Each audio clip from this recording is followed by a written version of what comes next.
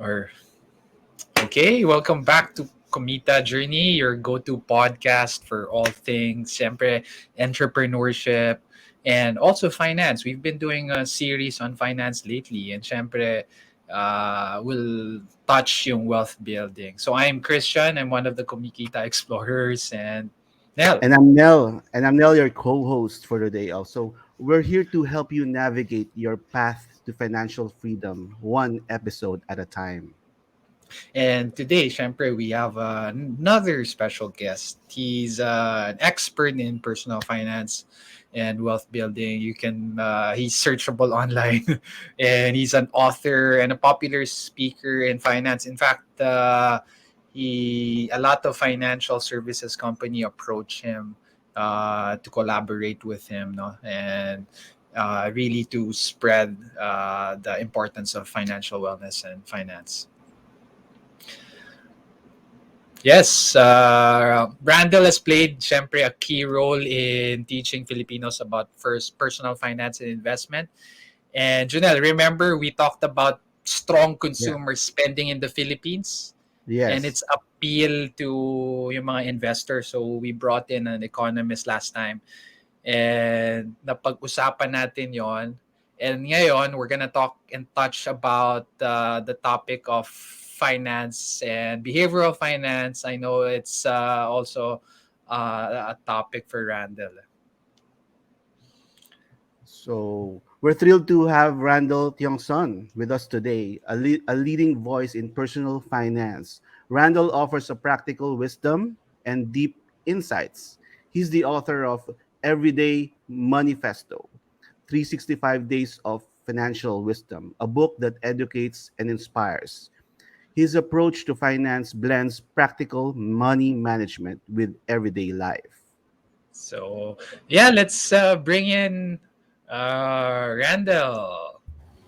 Hi, Randall. Hey, hello guys. Thank you for having me.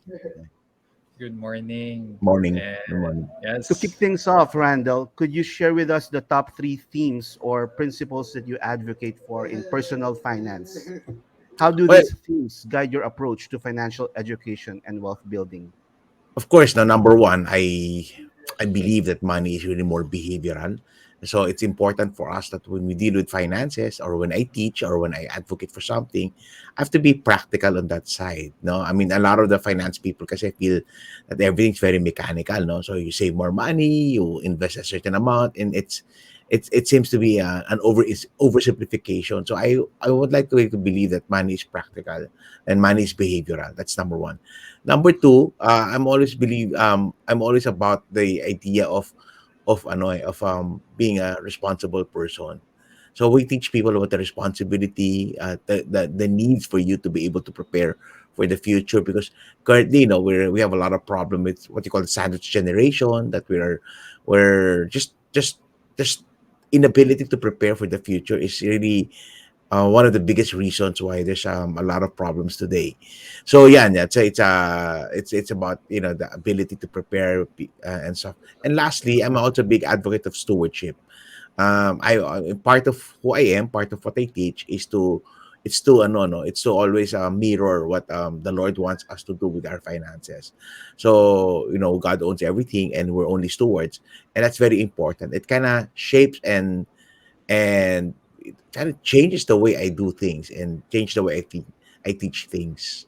So yun yung top three ko. All right. I just want to comment on that. No, as someone also who's a Christian as well. No, I Mhm. look at there's a scripture wherein parang yung talents, no, Yeah, or yeah. Parable of the I think talents. that's Yeah. oh yeah. Tapos pinalaki niya. Though yung isang person hindi niya pinalaki yung money, no, so Mhm. it did not grow, and that was bad in God's Yeah, eyes, no. yeah. Mm. Yeah, here's my it's been like a pressing topic for me personally, no. So in my previous discussion with different guests, we highlighted the robust consumer spending in the Philippines, no. I think that's good from an economic perspective. It has attracted investors to our economy because they're saying, hey, madaming buyers dito, let me invest, no. Mhm. However, ito yung sinasabi ko rin sa guest natin. This consumer-centric mindset also uncovers, syempre a gap in terms of spending, not really investing, investing in the future or investing in a business where the focus is predominantly catering on, hey, kailangan kong masatisfy yung needs ko, rather than, preparing for the future. So this leads me to touch into something that you were saying kanina in your topics on behavioral finance. So here's my question. So what does the typical financial profile of a Filipino look like? Kasi if our reputation is one of heavy spending, and like when you say Chinese, let's say a Chinese culture, ang naiisip mo kagad, they're very cost effective. So, ano yung stereotype na nakikita mo in terms of general behavior ng Filipinos? Okay, so this is a generalist view. No, of course, there's always going to be exceptions, and it's not fair to just lump everybody to be the same. But to a great degree, these are the three things that I see. I mean, with a lot of Filipinos, no, and this is something that they take with them even if they work abroad. So number one, madami talaga magastos. So that's a key. We really like spending. Second, 'di ba? Ayaw mag-ipon. We have one of the lowest savings in the region. So because we like to spend, that means it's hard for us to save. And number three, uh, ang pakit pakinggan ano, mahilig umutang. And that's not because of that, because the income does not match the spending already kinakapos. So therefore, they begin to borrow money. So yun yung top three. And lagay ko ng bonus number four, ayaw magbayad ng utang. Okay, so joke, that's a thing. So those are the three things that are really parang in a way depicts us. There's some good and bad things, like consumption is generally good, but you have to balance it with a little bit of savings as well. So and so you can invest and you can prepare for the future.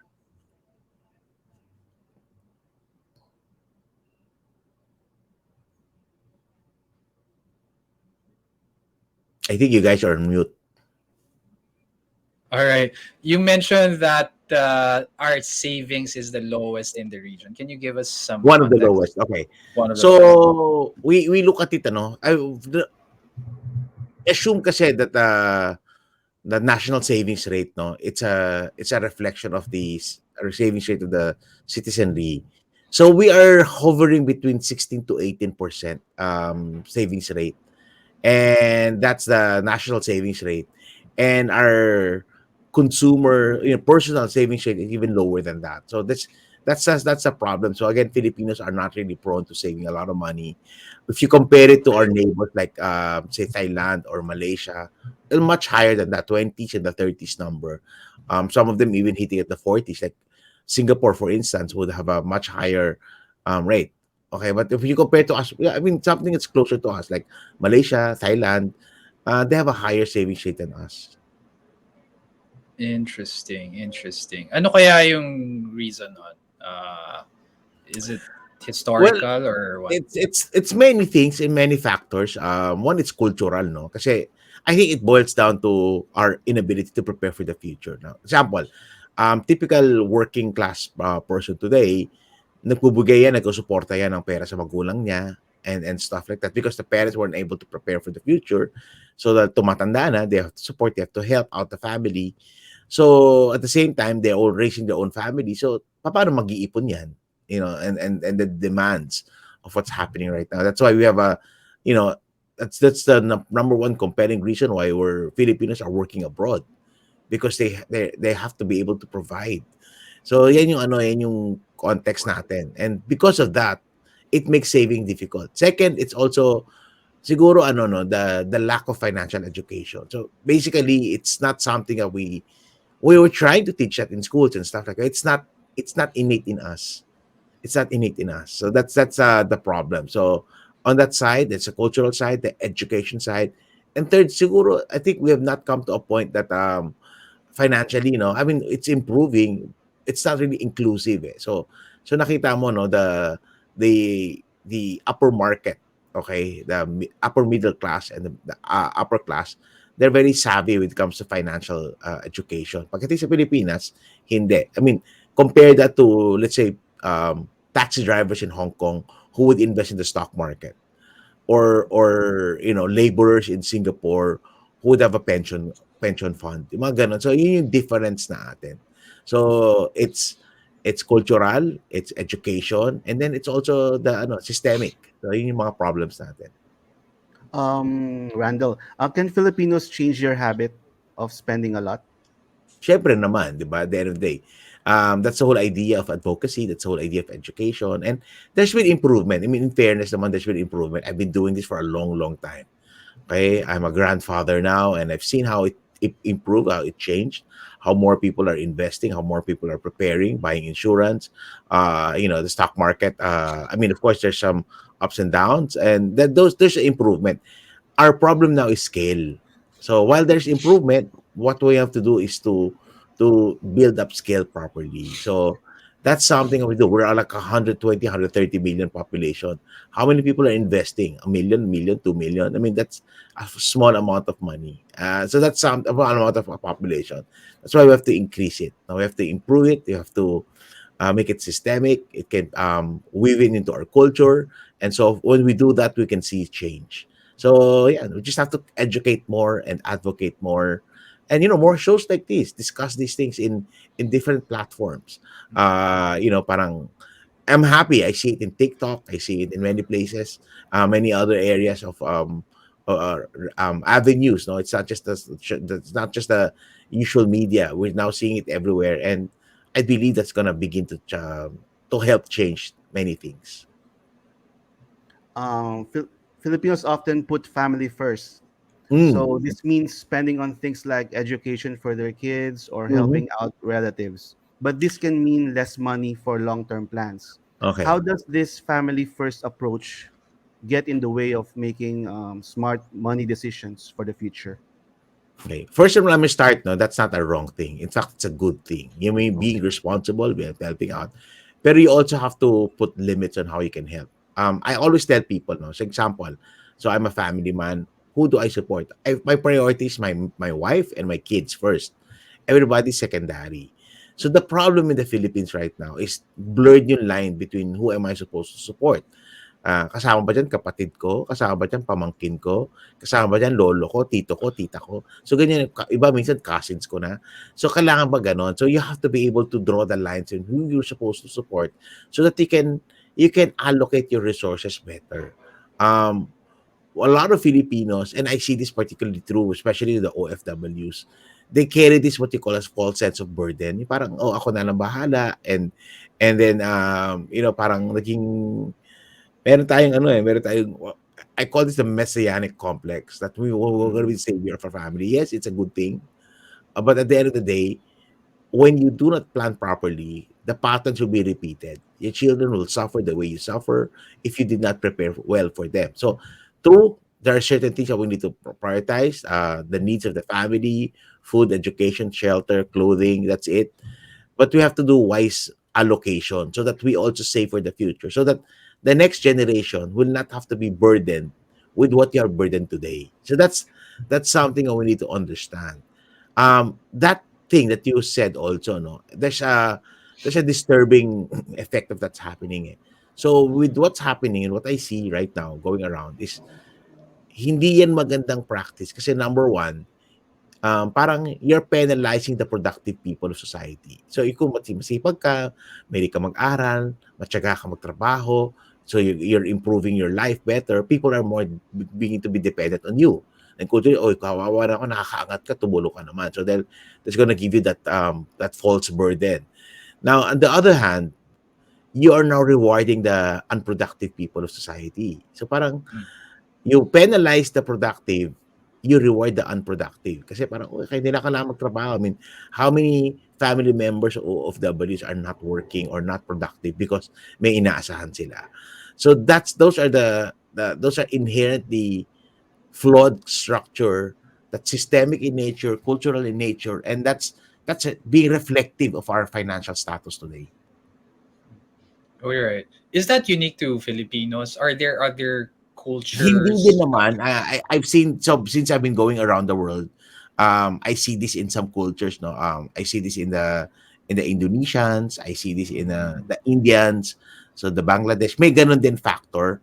Pero meron konting tweaks din sila na difference. Kasi sa India, no, sa India, there's they really help the family, pero they're very big on saving money. So parang mm, gano'n. So I mean, they try to bring money as much money back home. Tayo hindi, no. Let's say, sabi nga nila, pag umuwi ang Indian from the Indian or or Pakistani from their work abroad, let's say the UAE, Dubai, pag uwi niya, ang dala niya gold. Ang Pilipino mm. dala Jordan, yung mga gano'n, tsaka iPad, Uh, so ganyan yung Tama. difference. So yun yung medyo may tweak tayo na difference. It's not entirely unique for us, but we see this in a lot of countries. But siguro the how we are lang in yun lang yung difference, eh. Kasi some countries, they have good government support for retirement, and that's why it kind of in a way helps them. okay, makes sense. Ito, we talked about this kanina. I think you touched on family. You're helping your family members who are not productive. And I can't help but think na the reason why naging ganun sila, it's because it's like a first generation of wealth kasi, 'di ba? Let's Yeah. say they're productive. They want to share kagad instead Mm, of building that wealth, no? Building more wealth for the second generation. So nangyayari, nasa stuck eh to first mm, generation. Tapos ulit-ulit, 'di ba?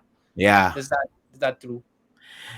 That's also partly true, but what you really ask them, no? Well, some of them do it. Some of them are really put in that position. Example, so nagkatrabaho ako, kumikita na ako, better na ako, nag-abroad na ako, nasa Dubai na ako, nasa Qatar na ako, whatever. Ang mangyayari niyan, okay, may savings na siya, bibigyan ka ngayon ng kakausapin ka ng magulang mo. So that's very important. And we love our parents. We're a very family-oriented culture. "Oh, sige na, tulungan mo na yung kapatid mo, kawawa naman, total nakakaangat ka naman." So, those things are given to you, 'no? Kasi 'pag humindi ka, tumanggi ka, I mean, your family will shun you out. Yung parang shut you out, parang, "Uy, grabe ka naman, kumita ka na lang, ganyan ka na, nagbago ka na ng pera."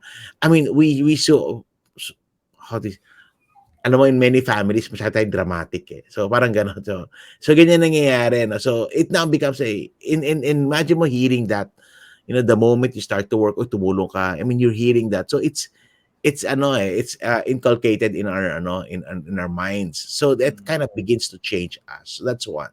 And second, of course, 'di ba, we're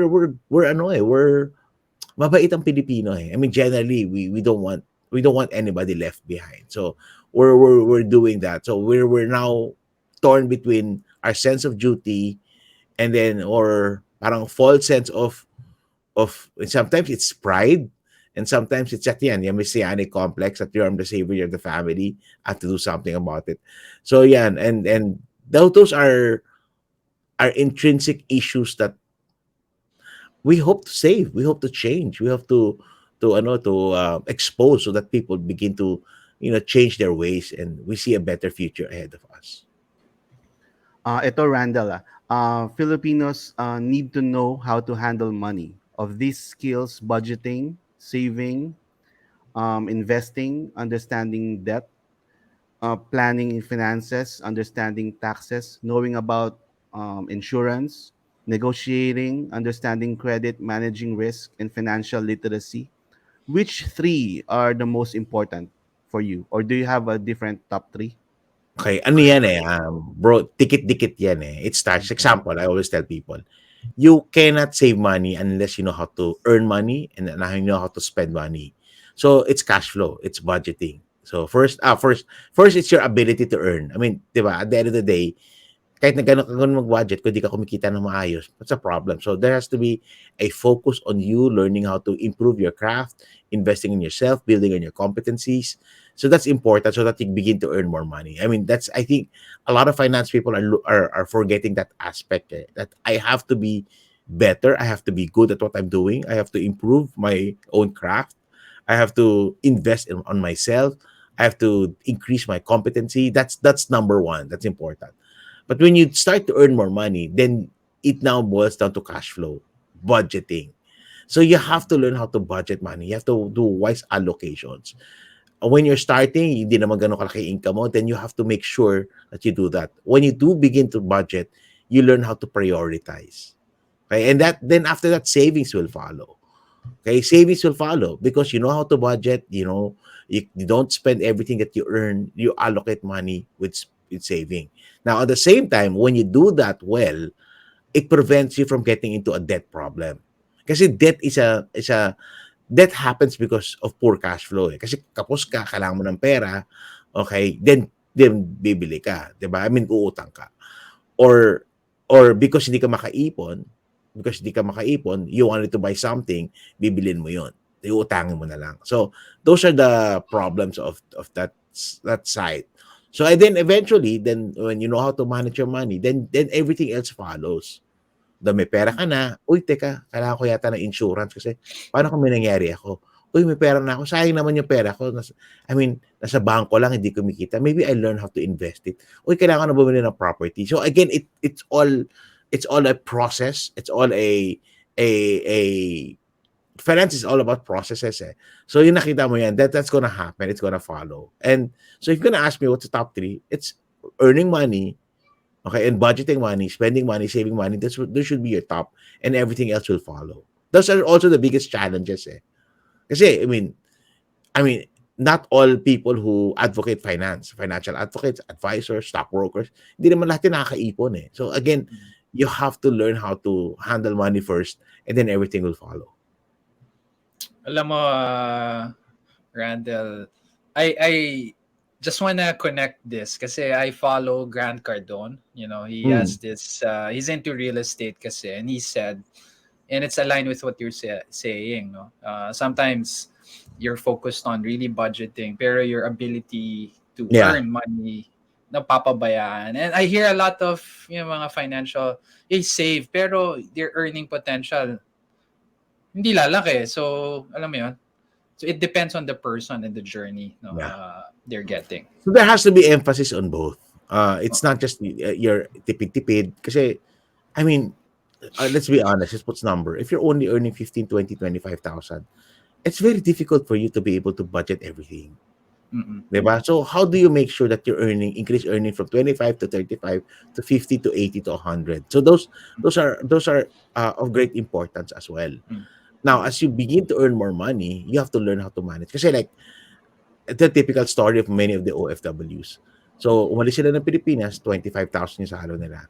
Lumipat sila ng Dubai, naging 125,000. And yet, gipit pa rin. And yet, kulang pa rin. Because inability to manage money. So, there has to be emphasis, equal importance on both. Earning better and managing money well. It's not one or the other. It's a combination of both. That's good. So, in light with that, no, I've seen you. I think you had a training recently on behavioral finance. So I'm gonna ask you questions about it. So behavioral finance, based on my research, also explores the role of emotions and syempre yung personality traits in our financial decision. How critical are emotions in our financial decisions, and how can we train ourselves to manage these emotions for better, financial outcomes? Okay, number one, I'm not an expert on behavioral finance. Okay, although I'm advocate of it, I'm not, my background's really finance, economics, and stuff. So I do it a little bit of the behavioral economics. No, while I understand the personality and that's a big impact, I'm just parang just giving introduction to that. There are more people who are really experts on that maybe you can ask. Yeah, but it's a new science, then, diba? It's new science. It's a new thing sa Philippines, but it's not necessarily a new thing. Beginning to understand that. So they also fall in what you call behavioral economics. Eh. So those things are very important. But what I'm saying is we need to be cognizant that that the behavior plays a big role in many of the things that we do. And that's why it's important to understand how culture plays. Because culture is a big part of behavior. How culture plays a role. How, parang bakit pag panganay ganito? Sorry. Bakit pag panganay mas conservative, pag bunso mas creative pero mas rebellious? I mean, those things are all part of our personality, our behavioral or our personalities. Why, I went to a training with Jason Law that he taught teaches us about the ISC, and then when I started learning that the ISC and even Strengths Finder, I realized that it has an influence in how we handle finances. So again, so it's important to be cognizant about that. But at the end of the day, what should drive us is not we should not be limited by these behavioral nuances, but rather what we need to push ourselves is to achieve our purpose in life. So that's more important. Your objectives, your purpose in life is more important than, let's say, your behavior issues, and that's why you have to recognize that. That's good. That's good. So,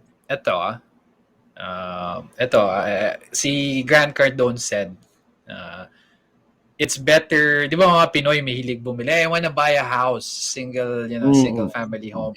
Grant Cardone is like, no, no, don't do that. It's a bad decision. So he said that buying a multi-home property is better because it gives you more cash flow.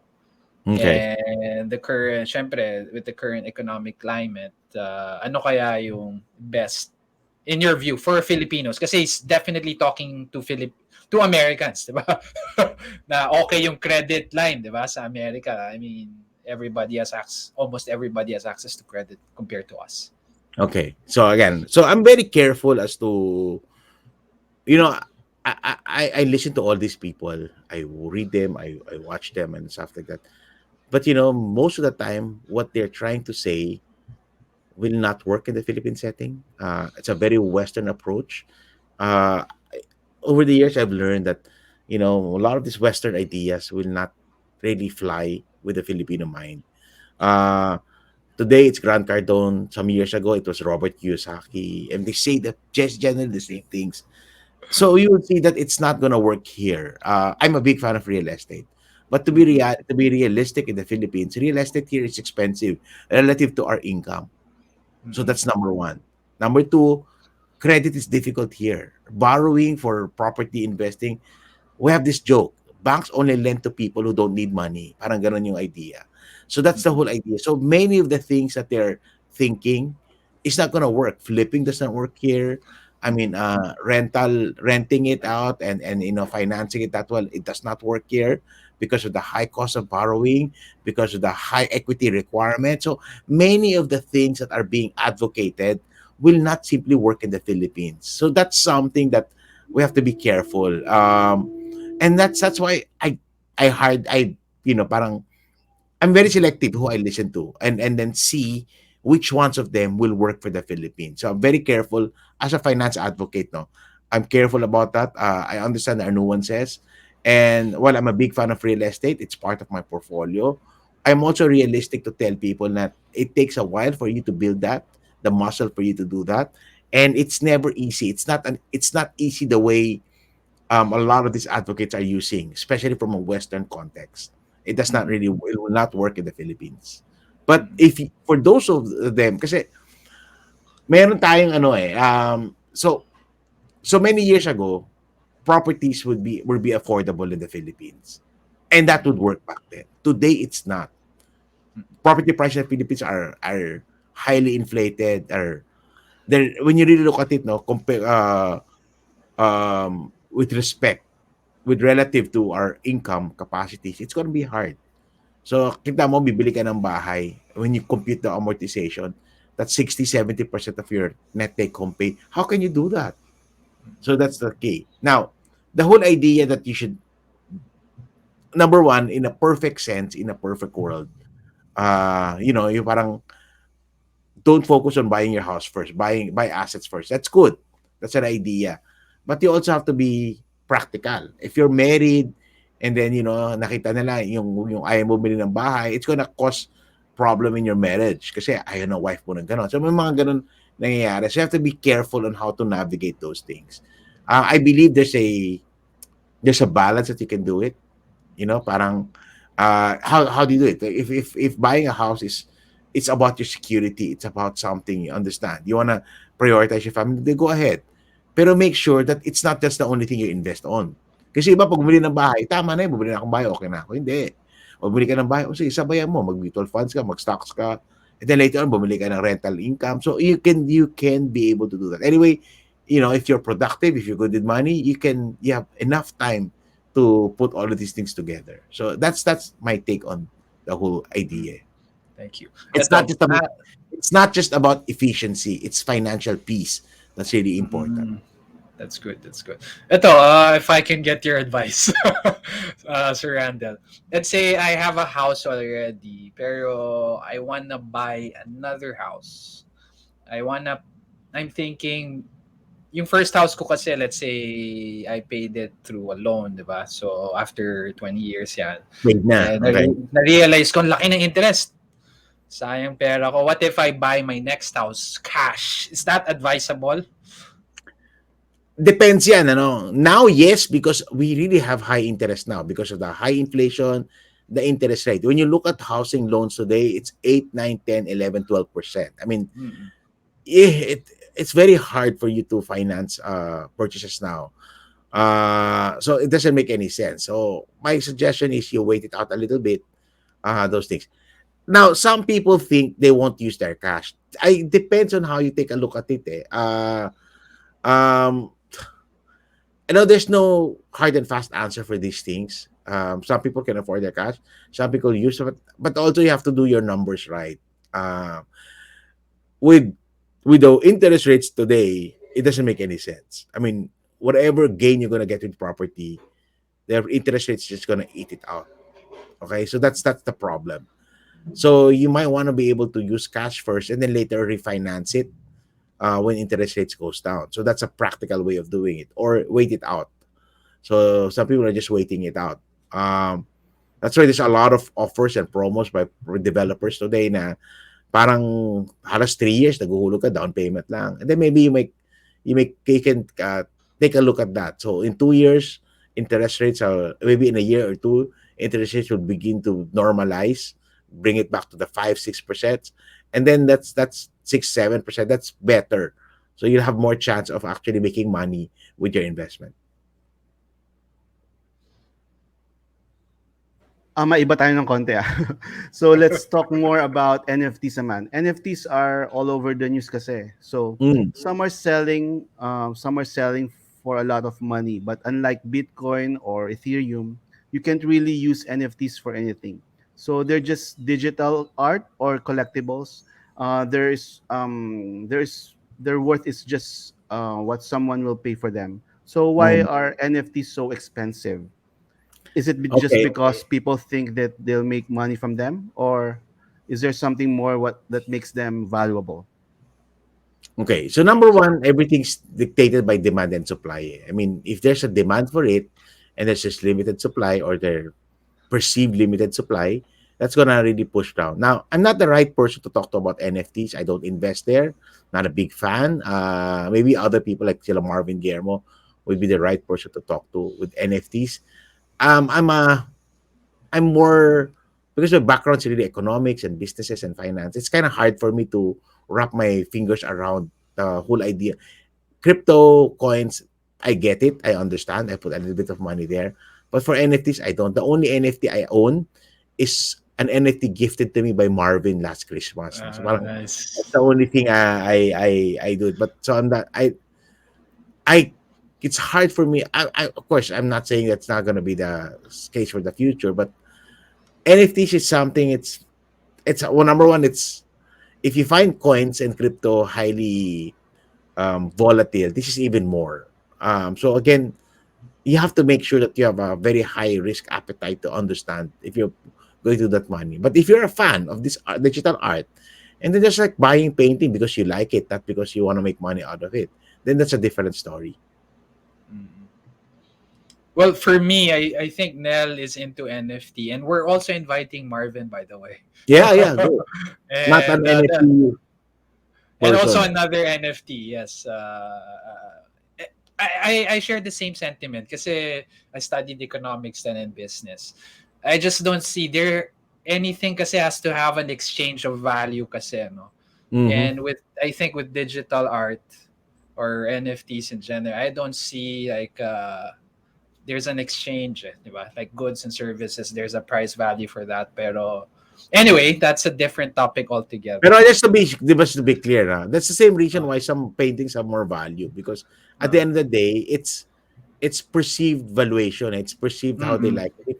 If somebody likes the particular thing, then it's gonna have a value, and somebody's willing to pay for that price, then that value is gonna be created.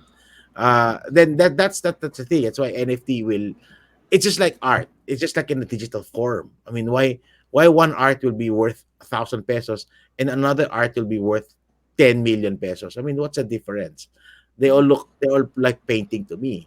But for mm-mm, those who are holding it, that's how value is created. So mm-mm. same way with the NFTs. That's why kumbaga may lugar din yan. Meron din Yeah. yang place that Yes, you want to be yes. able to put to. And then And you have to be good at what you're doing. I mean, not necessarily an expert. You have to know how these things work. Otherwise, it's not gonna work. I mean, so I you're just agree. gonna lose money. In my ano naman, in my experience naman, nakabenta ako. Nag-upload lang ako. Nag-upload lang ako ng digital art ko on sa doon sa NFT na 'yon. Nag-upload lang ako. Biglang may bumili, hindi ko alam kung bakit. So Yeah, So, it cost like 70,000, nagulat ako. yeah. oh, At the end of the day, I think the NFT is good for the artists and stuff because they have Mm. a platform, they have somewhere they can put, they can protect. There's an inherent advantages, no? Kasi daming fake sa painting, daming ganyan. So ito for the music, I mean, sa'yo to, I'd like no? to. I'd see that there's gonna be an adoption. There's gonna Mm-mm, be a use case for that. But mm-mm. but to speculate, that's another story. Parang Yes, ganyan. yes, yes. Parang it's too far. I think, in my own opinion, it's a little too far. All right. Switch topic tayo. Nel, about Binance, di ba? Something Binance happened with tayo. Binance.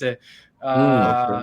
Sige, Nel. Binance is one of the biggest places to buy and sell cryptocurrencies, but they've been having some legal problems right now with the U.S. Securities and Exchange Commission. Mhm. So with all this going on, what do you think about Okay. investing in cryptocurrencies, especially on platforms like Binance? Okay. Number one, just to be clear for facts, no, the problem was Binance US, and when you see how Binance US is a very small market of Binance. I think just 2% of the assets under Binance are in Binance US.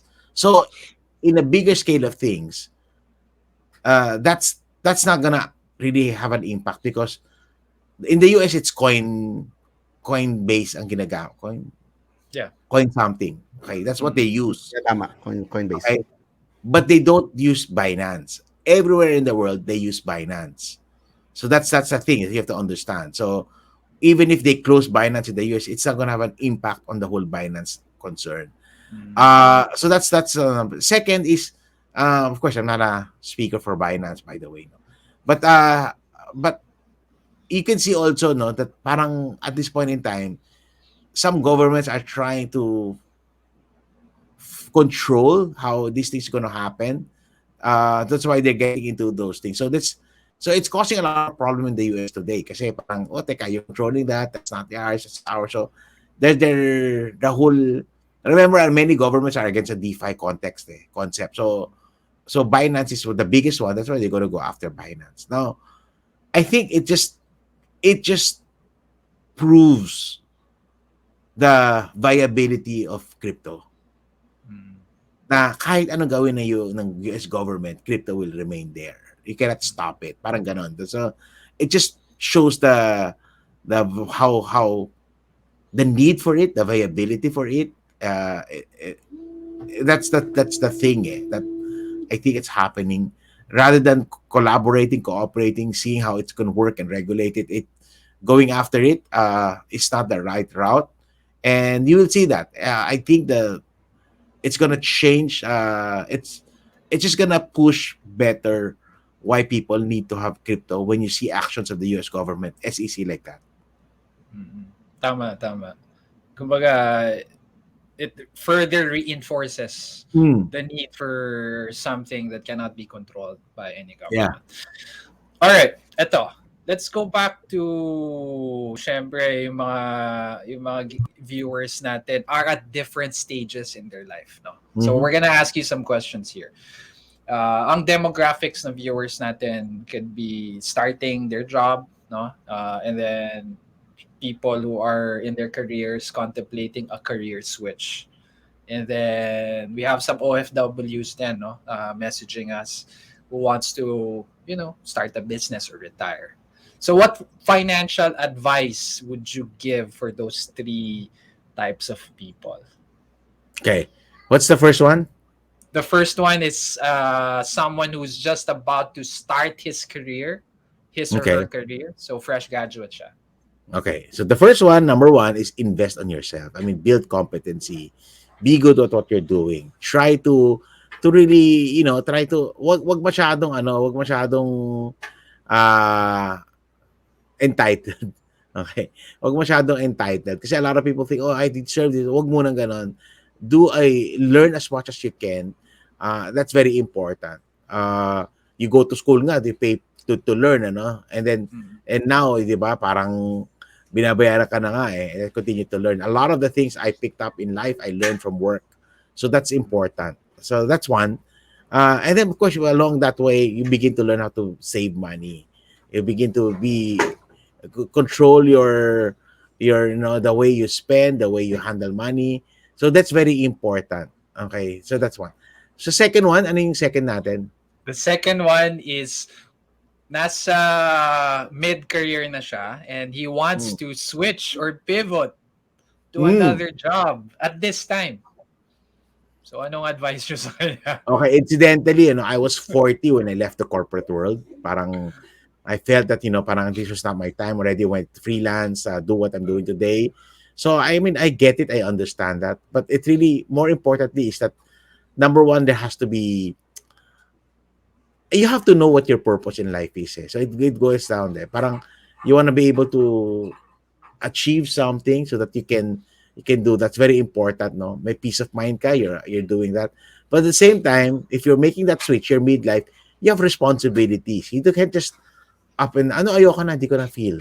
'Di ba? I'm gonna change my career. Parang, teka, paano yung pamilya mo? Paano yung... So again, that the practical side, you have to be careful. So if you're doing that, that's what you call preparation. You prepare, you save money, you set up the next phase in your life, the pivot you want to do. It's not something you can do abruptly, but something you have to prepare and plan for.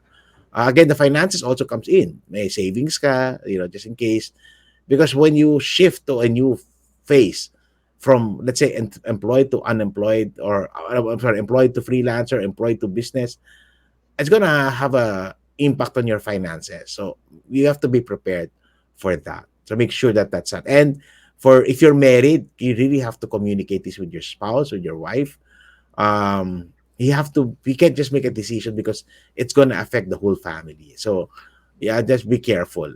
When I shifted, I was 41 years old. Um, Something like that. Parang early 41 years old. I had to talk to my wife. We had to agree. I had to consider many things because I have 4 kids. It came a point that my eldest will enter college, my youngest will enter preschool. Sabi ko, paano to? Shifting. So we had to make some compromises, no? So that our children can, finish college well. We homeschooled our 2 younger ones. Mga ganun. So it's very important that you have to have that conversations, that communication with people who are going to be affected. And then, of course, and sound preachy, you really have to pray about that. And when you're clear that that's where the Lord wants you to go, then that's the next thing that you're going to make a decision for. Randall, was it a good decision for you? Oh, yeah naman. Oh, when I was young, kasi it changed din tayo. When I was younger, alam mo, when I was in my 30s, parang I really have this burning desire that I want to be a CEO one day of a big company. If not a CEO, a chief something. I was really trying to work my way around to get the C level. And I was almost there. I was department head. I was earning a 6-digit salary. I was getting into that fray also. But there's also something in me that says, teka, maybe this is not for me. I felt that the Lord really wanted me to do other things. So there's something, and then parang parang one thing led to another to make that decision. I think the 2008 crisis happened. So that was the Mm. time I decided. So because I think there's time for me to do it, and just one thing led to another. That's the decision. So it was, I struggled at the first kasi 'di ba? I mean parang imagine mo I was getting a salary 15 and 30. Don't worry about my benefits, the car plan and everything. And suddenly I'm on my own. 'Di ba? So yes, meron akong preparation pero it's not naman enough, no, 'di ba? Kasi in my case, uh, I went into let's put timeline 2009 was the year that I started on my own without a salary and everything. That was a struggle for me into 2009. 2010, I was, it was a little bit better, but hindi pa rin yan comfortable. I mean, it was barely making ends meet. 2011 became, of course, there was improvements, something like that, but just enough to cover the basics. Kaya wala pa yung comforts, no? 2012, I got my things started to change 2013. That was like it was that do nag-blow 10 years ago, nag-blow up na everything. I was traveling abroad. I published my book. I put up the icon. I was like those things were happening at a much faster pace. So if you look at my timeline, 09, 2010, 2011, 4 years yan. It took me 4 years for my new career, my new profession to take off in a way na so I tell a lot of people it takes time. And in that 4 years, I did many things. I have to make sure that we keep afloat. I did. It's a humbling experience. I think the Lord taught me how to be humble. Humility was something that I had to live with. Adjust, change. Sold my car. Use a very very old car that breaks down. Yung mga ganun bagay. That was a very good time in my life. When I look at it, that was a very good season in my life. And it solidified what I have to do moving forward. So yes, the question is, I think it worked out well. Uh, yeah, and there was also temptation for me to go back to Oh. corporate because there were offers. No, there were offers for me to do that. Uh, and then I realized now if I do this, I'm going to be stuck there forever. So I stood by what I believe is right. Of course, there were people who were helping me, guiding me, mentoring me. So it brought me to where I am right now. Oh, that's inspiring. I'm just thinking, imagine 4 years, no, until you can really say na yung finances more stable. So would you consider yourself a risk taker during that whole 4 years? I was a risk taker in what I want to do. Because number one, there's a desire for me to do what I'm doing today. Second, I felt that it's connected with my faith. The Lord instructed me. Parang there's like a push for me to do this. Parang I felt that the Lord said, the corporate that's not your area anymore. This is your new place for you. Um, those things, and of course along the way they were like, it's progressive naman eh. I mean, it's struggling is a strong word kasi I was able to provide for my family. Di naman kami nagipit, 'di ba? We were able to pay our rent, we were able to pay our food, pay the tuition. I mean, sakto lang. Di naman ako I mean, di ako nagkautang and those things. So I'd like to believe pero wala pa yung comfort. So I had to drive an old car. I have to, parang limit our trips and vacations, parang ganyan. Parang couldn't buy nicer stuff until 2013 came. So parang okay din ako doon. It was not like bad. It wasn't a bad deal. It's just not, it's not, I mean, living life, surviving is not bad for me. Mm. Kasi we're so enamored with the comforts of life. Eh. But during those times, I was learning. I'd like to believe pangit pakinggan ano, mas masipag ako ng mga panahon na yun, eh. So parang, masipag pa rin naman ako but parang I was so I was so driven during that time more than I am. Because the situation, it was also different. My kids were younger. Now I'm a grandfather now, so things have changed. So they don't two of my kids don't live with me anymore. So things have changed. I'm I guess now I'm more comfortable, but I kind of like that life also. So parang it's not that it's a waste, it's a struggle. But if I have to go through those 4 years, otherwise I won't be where I am right now. That's good. That's good. Ito, we're entering the final few questions here. You mentioned you help a lot of OFWs, no? It's Mm, part of your advocacy, and OFWs often save a significant amount of money to send back home, no? They don't yes. talagang nagtitipid sila sa kung saan mang country sila, no? So what advice would you give to an OFW na may na save and basically they want to go back to the Philippines? How can they best utilize the money that they have remaining? Number one, be financially educated. Learn how to save, learn how to invest, understand how it's gonna work. Kasi 'di ba nagtipid ka nga, pag-uwi mo naman magkatayo ka ng negosyo, 'di mo naman alam yung negosyo, malulugi ka naman, 'di ba? Or tricycle lang ang alam mo, 'di ba? Sa bayan mo, sobrang dami ng tricycle, hindi na halos kumikita. I mean, you have to think entrepreneurially kasi here's the unique situation of the OFWs, no? They get paid a lot of money when they're abroad. When they go home, who's gonna hire them and pay them that way? And if Mhm. you're used to earning 150 to 200,000 pesos when you're working in Dubai, I mean, yes, of course, mahal ang cost of living there. But when you go home to the Philippines, you will not accept a 30,000 peso job. So that's the uniqueness of what's happening. So that's why your only option there would be more entrepreneurial, unless you want to live off your retirement and everything. So now the key is what do you need to do to improve your skills as an entrepreneur?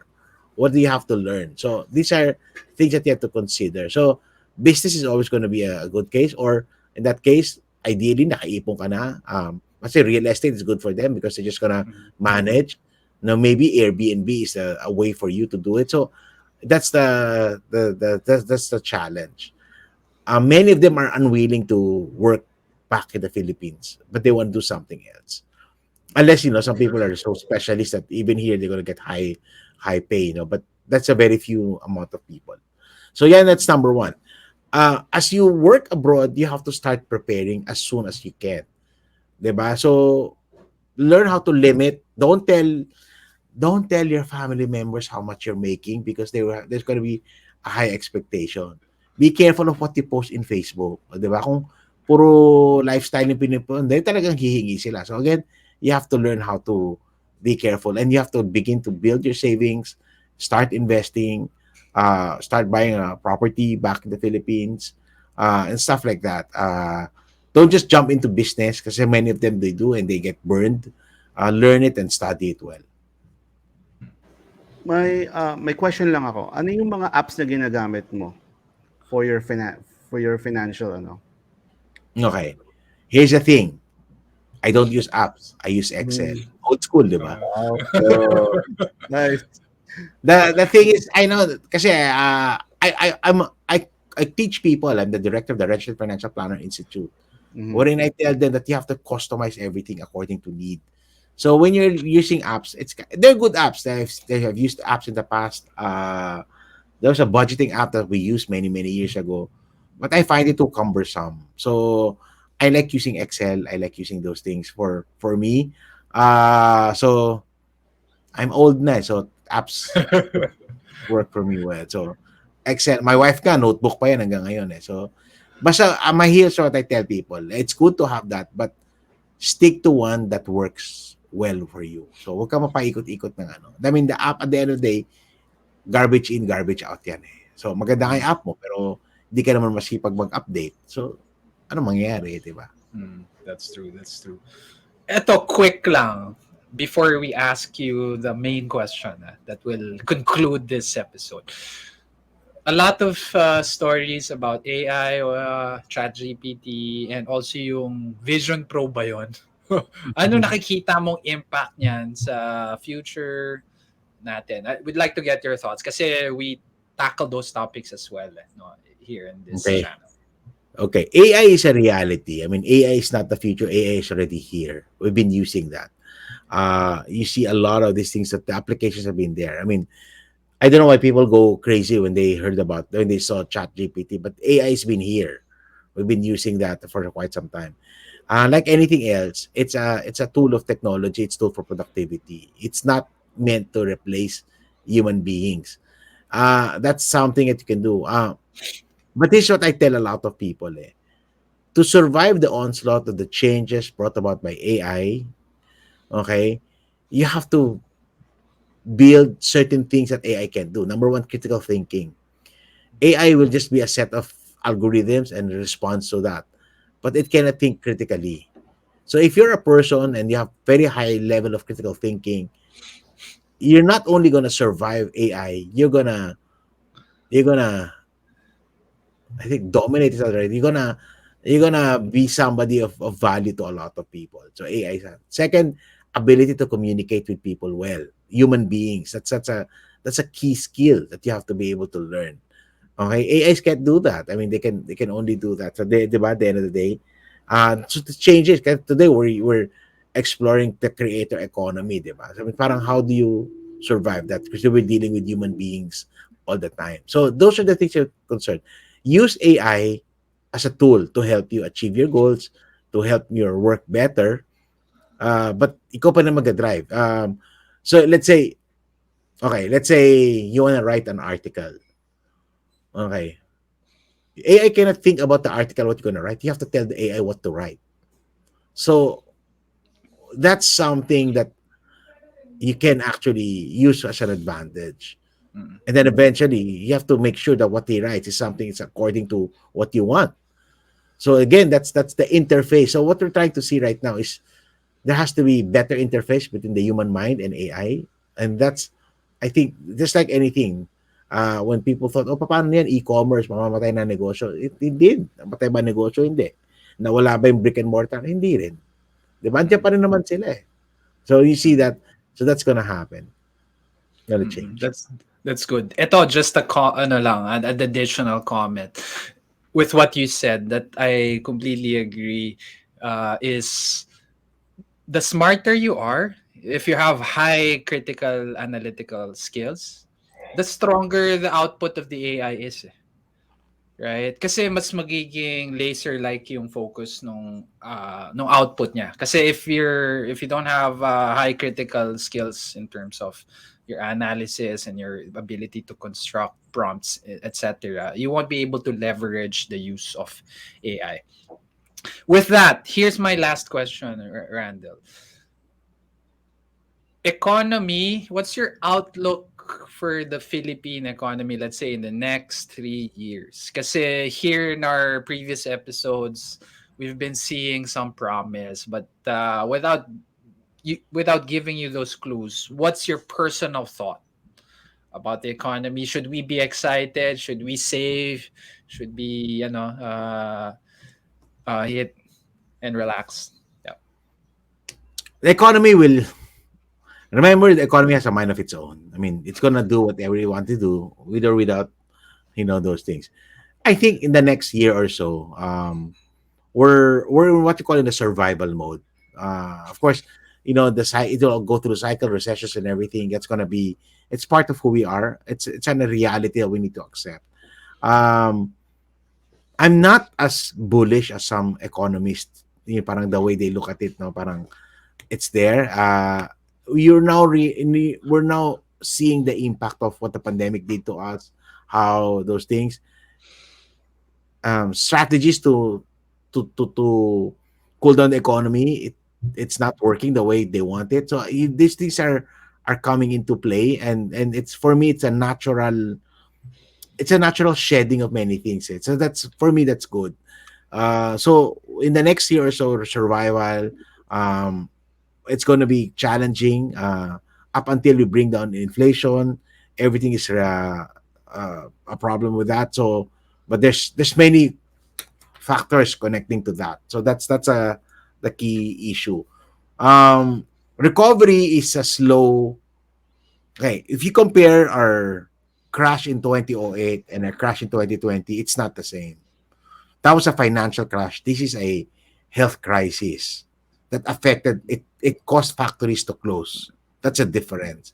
So reopening it and making change, it's not is easier said than done. So there are many things that were affected. Okay, so of course we're now reeling in all the pumping of the money and stuff. It's gonna it changed the way we are. I mean, parang we expect money to be pumped like that, and it's not there anymore. So there's a lot of these things that are happening right now. So it's gonna take a while to do that. So a year, it's gonna be more survival. We're gonna survive. We're gonna adjust, survive. Like tayo, no, we'll learn how to pay high cost of food, high cost of Mhm. everything. We're adjusting with that. So Mm. that's where the economy is Mm. heading. Recovery is going to be a slower pace as against, let's Mm. say, '08. The recovery was quick, was fast. It was like, Mm. parang ganon. It was Mm. alam mo yun, parang check mark, ganon. Oh, Hindi yeah. ganon yung economy natin. We're gonna, we're gonna, it's gonna recover, but it's gonna be a much slower recovery, Mm. which might be good for us. There's opportunities Mm. to take a look at on what we could do and fix certain things that needs to be fixed. Mm. I like that. Thank you. At least, that's a perspective that we also want. Hindi yung very optimistic, and usually we crash, no, if There's we're over opportunities din optimistic. naman, but the thing is parang of course a lot of them are hype, no, parang Mm-mm. so what I think we're learning right now is we're learning to be patient. Mm-mm. So patience is a virtue that we need to learn when you look at the economy, and at the same time, individually we have to be productive. So Mm-mm. that's the problem. You can't just wait on the economy. You can't do anything about the economy, but you can handle your personal economy. So that's why it's important that collectively the economy will improve if we are us as citizens, diba, are empowered, are productive, are we can only have a wealthy nation with the wealthy citizens. So that's something that we need to work on. All right. Very good ending to very good ending line, Randall. So we've had an enlightening discussion. So thank you for joining us. How can our viewers find you? Do you have an event or you have a book that you're about to publish? I'm currently republishing my book that I wrote 10 years ago, The No Nonsense Personal Finance. So medyo outdated na siya, so I'm gonna fix it a little bit, how it's gonna look. So it's a 10th year of that book. I'm gonna republish it. So in the process of doing it, I'm writing a new book on more of a biblical finance perspective. I still have my old books. Some of them have not printed, so it's there. It's out there. But then I'm having the social media arena: Facebook, Twitter, Instagram, and YouTube. So you can check me out. Um, Talks, I'm all over. So I'm gonna have one major event siguro end of September. It's called Build Your Future. It's really designed for younger people, no? Kasi last one I just feel last May I had Icon. It's the biggest investment conference. But this one, it's like an icon but for the Gen Z, the millennial. Millennials. So Nice. yun yung context niya. So that's gonna be at the end of September. But I travel everywhere, so All I right. check my social media so they All can right. see what's going on. Thank you. Thank We'll you so much. join. We'll join. Mm. Yeah, Thank you so much, Randall, for sharing your wisdom and my pleasure. enriching our understanding of personal finance. To our listeners, always remember you only need one opportunity, one event to change your life. See you on the next episode. All right. Bye. Bye.